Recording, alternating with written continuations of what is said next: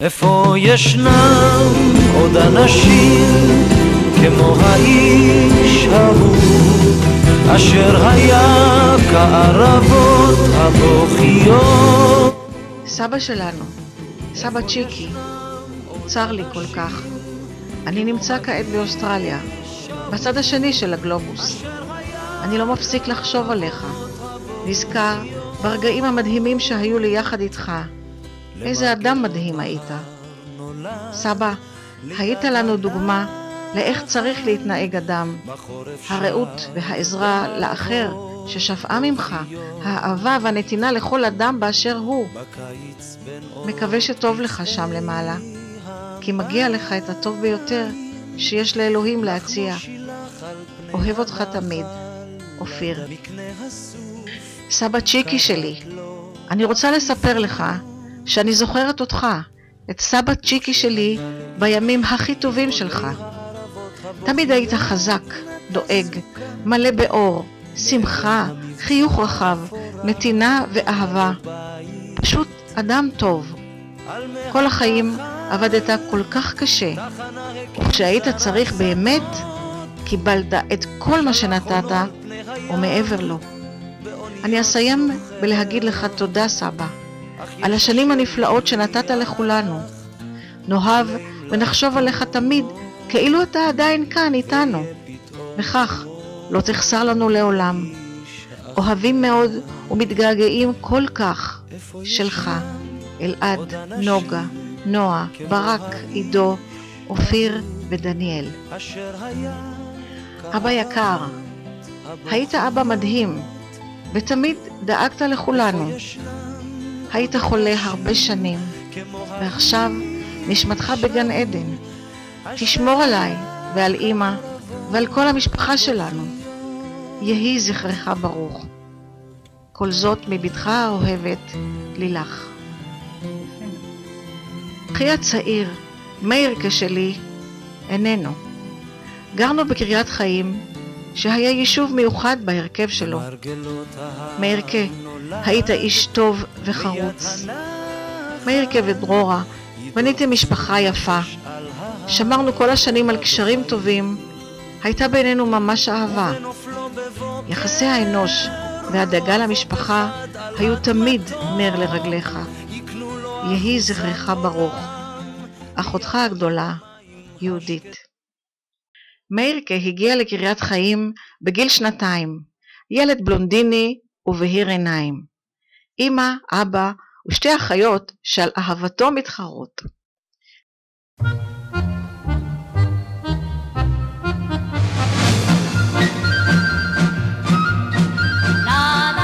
בגיל 3 שתל עץ זית בחצר, עליו לא הפסיק לדבר. מאירקה עבר מסלול רגיל של ילד קרייתי, גן ילדים, בית ספר, תנועת השומר הצעיר, טיולים ומחנות עבודה. עץ הזית המשיך לגדול ולצמוח. במחנה עבודה בבית זרע קיבל מאירקה את שמו, כינויו החדש, צ'יקי, ובשם זה נודע בעבודה בין חבריו ומוקיריו וכל בני משפחתו. רק אחותו הגדולה המשיכה לקרוא לו מאירקה. צ'יקי התגייס לצבא, ויחד עם חבריו הקימו את קיבוץ להב. כשהגיעה ההשלמה הראשונה, הכיר אותי, דרורה, ולאחר תקופה קצרה הפכנו לזוג, ומאז 57 שנים היינו ביחד, בטוב וברע. לפני ככה וככה שנים, בקיבוץ להב, פגש צ'יקי את האישה אשר אהב. נישאו וחיו בקיבוץ שנים מספר, וזה היה נהדר. בסוף החליטו לשים קצוץ ועזבו את הקיבוץ.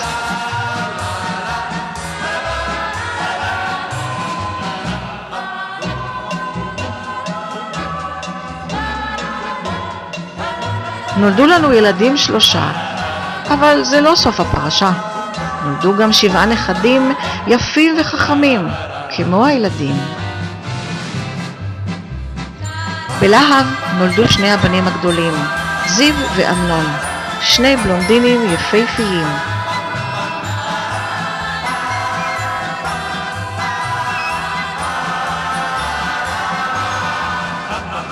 לאחר מספר שנים חזרנו לקריית חיים, חזרה לבית ההורים ולעץ הזית שחיכה לנו.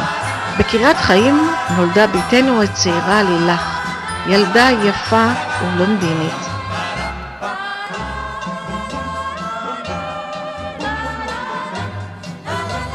בחצר הבית חגגנו בר מצווה לזיו ולאמנון ובת מצווה ללילך.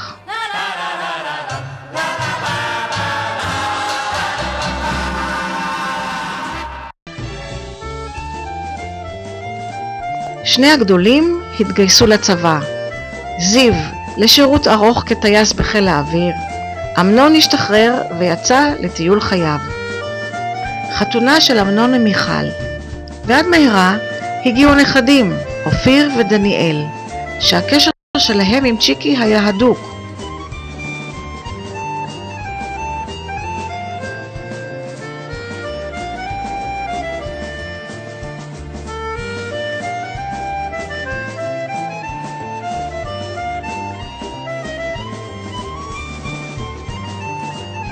הוא טייל ובילה איתם במקומות שונים. הם אהבו אותו ואת הסיפורים שסיפר להם, ובעיקר את הסיפור על עץ הזית. לאחר מספר שנים נולדו שני ילדים מדהימים, נוגה וברק.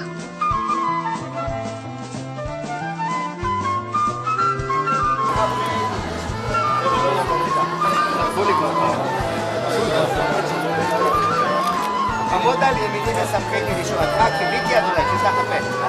חבר'ה, תזוזות.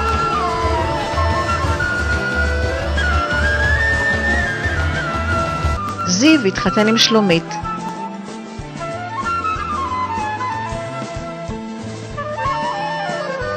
נולדו 3 ילדים מקסימים, בצבעי שיער שונים, כל אחד מיוחד ויפה, ממש משפחה לתפארת.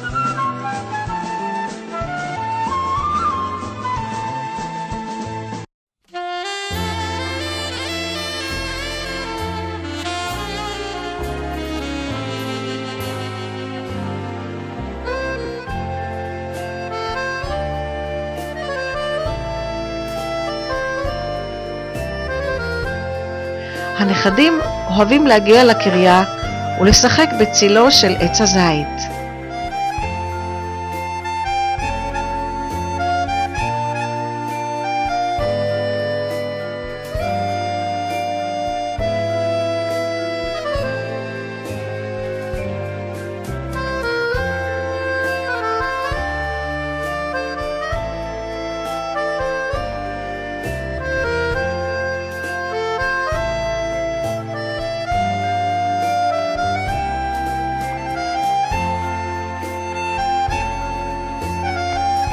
צ'יקי בן 70, חגגנו לו יום הולדת בחיק המשפחה.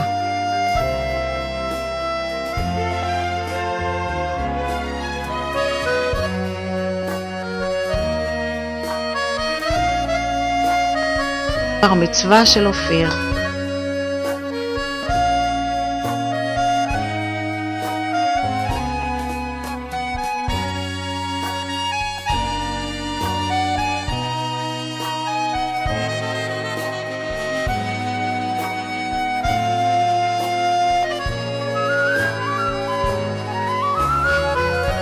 נופש משפחתי בגנוסר.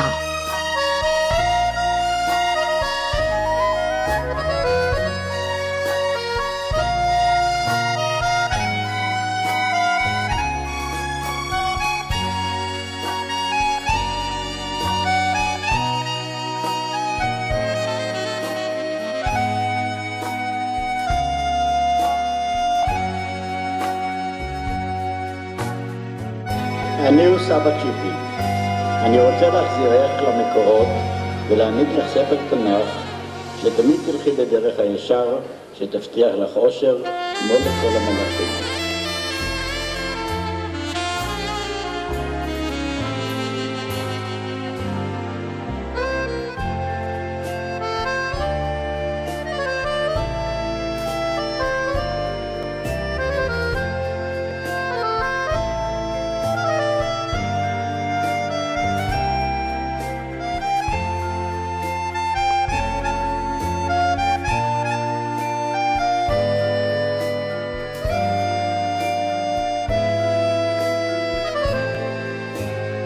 כל כך אהבתי להסתובב איתך ולטייל איתך. היית מחנך אותנו לאהבת הארץ. אוי, כמה שאהבת את ארץ ישראל, את הקיבוצים, האנשים והנופים.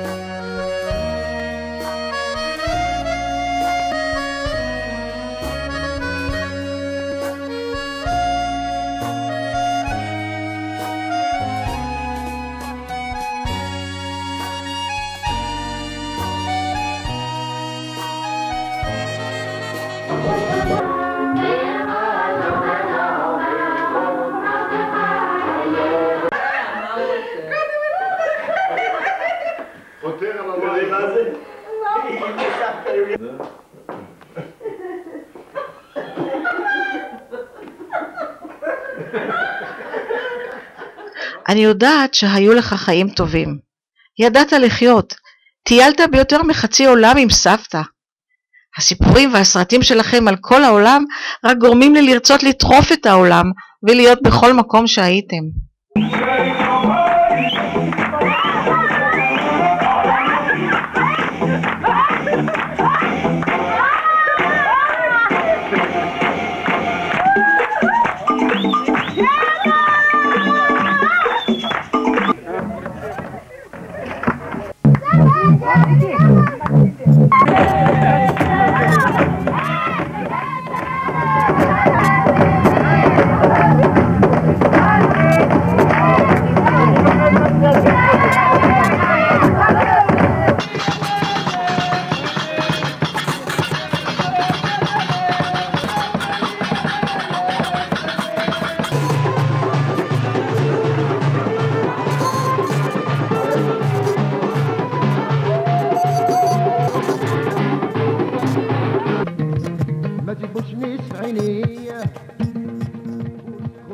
טיול בר מצווה של אופיר.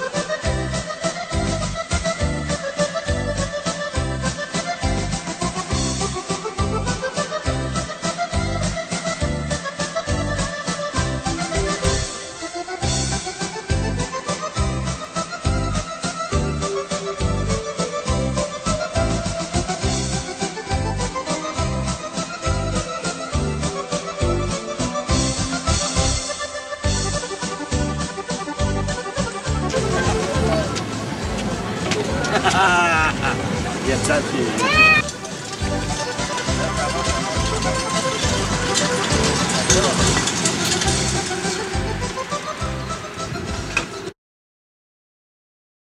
ונחזור להתחלה. ג'יקי סיפר לכולם על עץ הזית שגדל וגדל וקיבל הרבה אהבה ומים, וגם הוא יום אחד יגיע לשמיים ויתאחדו השניים. כמו העיר